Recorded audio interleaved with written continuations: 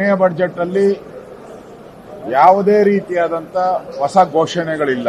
ಅಲ್ಲೇ ತಿಪ್ಪೆ ಸಾರಿಸ ರೀತಿ ಇರುವಂತ ಕಾರ್ಯಕ್ರಮಗಳನ್ನೇ ಮುಂದುವರಿಸುವಂತ ಒಂದು ವ್ಯವಸ್ಥೆ ಮಾಡಿದ್ದಾರೆ. ಬಿಟ್ರೆ ಯಾವುದೇ ನೀರಾವರಿ ಯೋಜನೆಗಳನ್ನು ಉತ್ತರ ಕರ್ನಾಟಕ ಇರ್ಬೋದು, ಹಳೆ ಮೈಸೂರು, ಯಾವುದೇ ನೀರಾವರಿ ಯೋಜನೆಗಳನ್ನ ಕೇಂದ್ರ ಸರ್ಕಾರದ ಅನುಮತಿ ಆದ ಮೇಲೆ ಮುಂದುವರಿಸ್ತೀರಿ ಅಂತ ಓದಿದ್ದಾರೆ. ಅವಶ್ಯಕತೆ ಏನಿತ್ತು? ಓದೋ ಅವಶ್ಯಕತೆ ಏನಿತ್ತು? ಅವಶ್ಯಕತೆನೇ ಇರಲಿಲ್ಲ. ಸುಮ್ಮನೆ ಒಂದು ಅಷ್ಟು ಪೇಜ್ ವೇಸ್ಟ್ ಅಷ್ಟೇ. ಮೇಕೆದಾಟು ಇರ್ಬೋದು, ಉತ್ತರ ಕರ್ನಾಟಕ ಯೋಜನೆಗಳಿರ್ಬೋದು, ಮತ್ತೆ ಅನ್ನೆಸೆಸರಿಯಾಗಿ ಕೇಂದ್ರ ಸರ್ಕಾರ 3,500 ಕೋಟಿ ಅವರ ಘೋಷಣೆ ಮಾಡಿದ್ದಾರೆ. ಘೋಷಣೆನೇ ಮಾಡಿಲ್ಲ. ನಿರ್ಮಲಾ ಸೀತಾರಾಮನ್ ಅವರು ಕ್ಲಿಯರ್ ಆಗಿ ಹೇಳಿದ್ದಾರೆ, ನಾವು ಆ ಯೋಜನೆಗೆ ಯಾವುದೇ ಹಣವನ್ನ ಕೊಡಲ್ಲ ಅನ್ನೋ ಮಾತನ್ನು ಪಾರ್ಲಿಮೆಂಟ್ ಹೇಳಿದೆ. ಒಟ್ಟಾರೆ ಇದು ಒಂದು ರೀತಿ ಸಾಬರ್ ಬಜೆಟ್. ಇದು ಒಂದು ರೀತಿ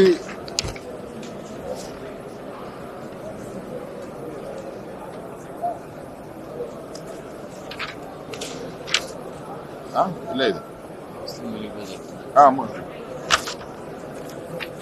ಮತ್ತೆ ಕರ್ನಾಟಕದ ಇತಿಹಾಸದಲ್ಲೇ ಹೈಯೆಸ್ಟ್ ಸಾಲ ಮಾಡಿರುವಂತ ಮುಖ್ಯಮಂತ್ರಿ ಒಂದೇ ವರ್ಷದಲ್ಲಿ 1,16,170 ಕೋಟಿ ಸಾಲ ಮಾಡಿದ್ದಾರೆ.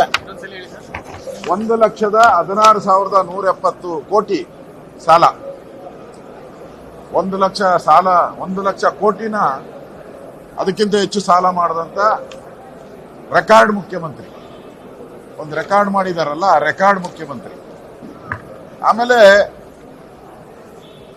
ಒಟ್ಟು ಇವತ್ತು ನಮ್ಮ ಪ್ರತಿಯೊಬ್ಬರ ತಲೆ ಮೇಲೆ ಬಿದ್ದಿರುವಂತದ್ದು